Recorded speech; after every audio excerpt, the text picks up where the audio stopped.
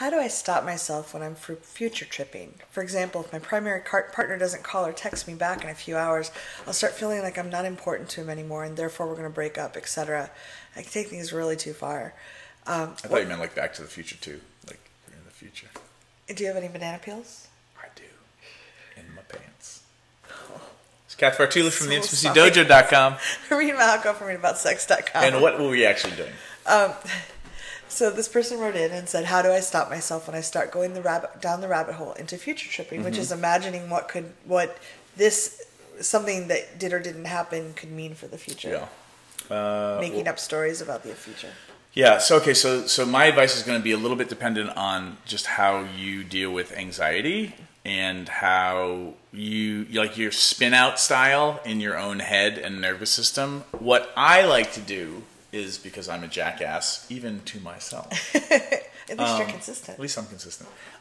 Is I will, on a good day, remember that I should write down the worst case scenario I can possibly come up with for what's happening.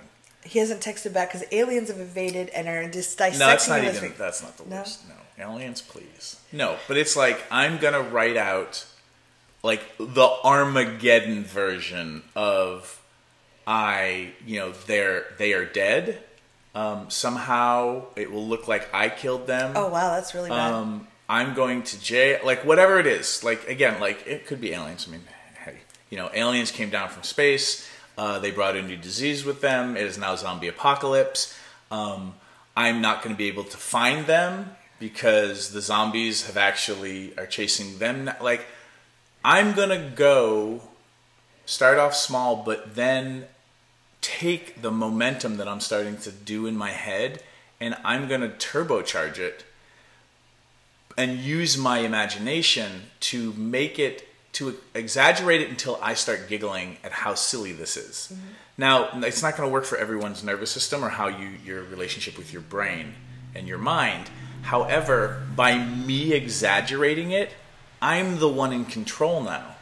It's just not spinning out in my head where my evil hamsters of insecurity are on their squeaky hamster wheels of death. And they're breeding. But I'm now harnessing my agency, my creativity with my own imagination and kind of taking control of the wheel a little bit while just punching the pedal to the metal. Now, for me, that's an act of empowerment, and I'm taking my unrealistic thoughts, or maybe they're realistic, but my not undocumented, but like my ambiguous thoughts. I'm taking them and I'm running with them as a form of taking charge, and I'm writing them out, which gets them out of my head and on paper, which makes them more silly and more concrete rather than just amorphous, where they have a lot of power in here. As one mentor of mine said, this is a bad neighborhood. I get mugged up here, and then I like to add, and I help the muggers. So it's like that's how I would deal with it, and your mileage may vary because punching it and turbocharging it might actually make it worse for you, so it might not work for everybody. I do it a little differently. I was raised by, my mother is a super caring person, and she was raised with a belief, if you worry about things, it won't happen. So if you're focused on the zombie apocalypse, it will somehow, like if you worry about it enough, it will not happen. We're creating an amorphic field. Yes. So, what you worry, and there's even the saying, like, what you worry about won't happen. Like, people, it's a common belief. So I noticed when I start doing that, I ask myself, why am I doing this? Well, I'm worrying about this person because I care about them. I like having them in my life. And humans do better when we have an action to take when we afraid. So when you write out, that's an action you're taking in a direction. Right. So one thing I do is I'll write to the person to acknowledge, hey, I'm noticing how much I'm really appreciating you being in my life and how much you added to my list of things they've added to my life that I value. And that gets my brain out of anxiety and into gratitude. So it gives me an action, because I'm not texting them over and over to try to get the fear erased, because the fear is there because I've learned that that's a good way to protect someone I love.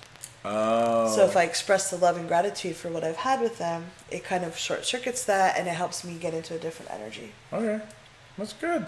All right. What are are you your doing? ways? Yeah. Share. And write your comments below too, or questions you have. Any questions you have, we love getting them. Now, let's worry.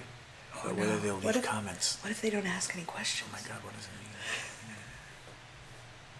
I hope this business geekery was useful for you. If you'd like to continue with the brain sex, click on subscribe up here. If you want to follow me on social media, right here, ladies and gentlemen, next video below. And if you'd like your very own Sex Geek Summer Camp t-shirt, then just click right here, right now.